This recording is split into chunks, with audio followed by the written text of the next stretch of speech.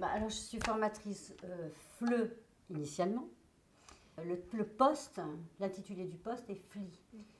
C'est donc une langue qui est enseignée de façon à ce que véritablement les gens s'intègrent. On leur apprend à se débrouiller, à comprendre le langage, à pouvoir s'exprimer sur les choses les plus essentielles qui sont le quotidien et surtout les valeurs de la République quand même.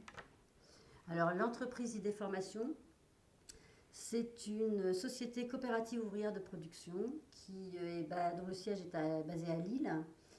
Et il y a 87 points de formation sur toute la France. Donc c'est un organisme quand même assez important qui dispense en effet des cours de FLI, mais essentiellement dirigés vers l'intégration professionnelle, donc à travers des entretiens de travail, des bilans de compétences, toute l'artillerie lourde pour l'intégration professionnelle.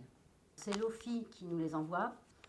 C'est l'OFI qui détermine le temps de stage, qui varie de 50 à 200 heures selon leur niveau, et qui leur donne ou non la possibilité via la préfecture, suite au travail qu'ils ont fourni pendant la formation, qui leur donne ou non les documents leur permettant de rester, carte de séjour, permis de travail, etc.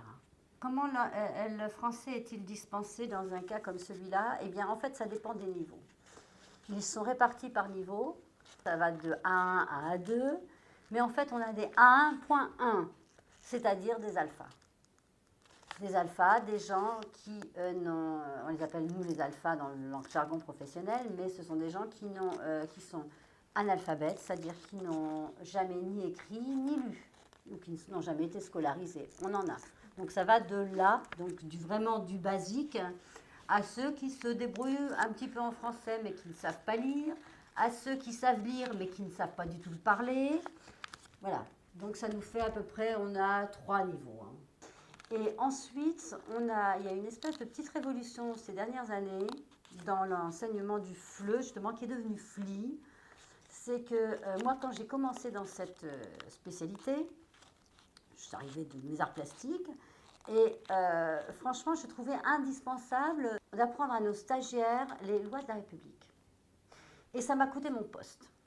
Et j'ai été agréablement surprise quand je suis revenue dans la branche d'apprendre qu'il y avait eu un changement de politique et qu'il nous fallait en priorité, donc à travers l'usage du français, enseigner à tous ces gens qui arrivent du monde entier, donc de régimes politiques très très très variés, rarement démocratiques, qu'il nous fallait leur apprendre ce qu'était que la démocratie. Donc c'est passionnant parce qu'on doit leur apprendre comment fonctionne notre pays, c'est-à-dire en département, en région, etc. On doit leur apprendre aussi un peu notre histoire, parce qu'un pays, une culture, c'est une histoire. Et donc tout ça, ça permet effectivement d'intégrer véritablement les gens, et non pas de leur permettre simplement de remplir un carnet de chèques et de pouvoir discuter avec son banquier. On leur apporte une ouverture d'esprit qu'ils n'ont pas.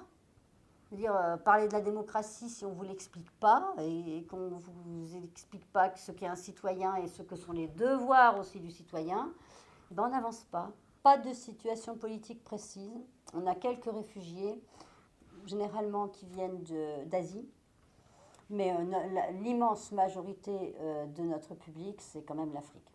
L'Afrique subsaharienne et le Maghreb, qui sont pour des raisons économiques. Il y en a qui viennent parce que l'enseignement est gratuit en France, etc. Ils ont différentes raisons, et puis surtout parce qu'ils n'ont pas de travail chez eux. Alors ça m'arrive de croiser des anciens stagiaires, et je suis toujours agréablement surprise de voir que, d'abord ils sont très contents, ils se souviennent très bien de moi, et ils ont continué, parce ma collègue et moi, on arrive à les stimuler, à leur faire comprendre que plus on est ouvert d'esprit, plus on arrive à gérer son existence. Et plus on se cultive aussi, et plus on sait plus mieux on sait où on va.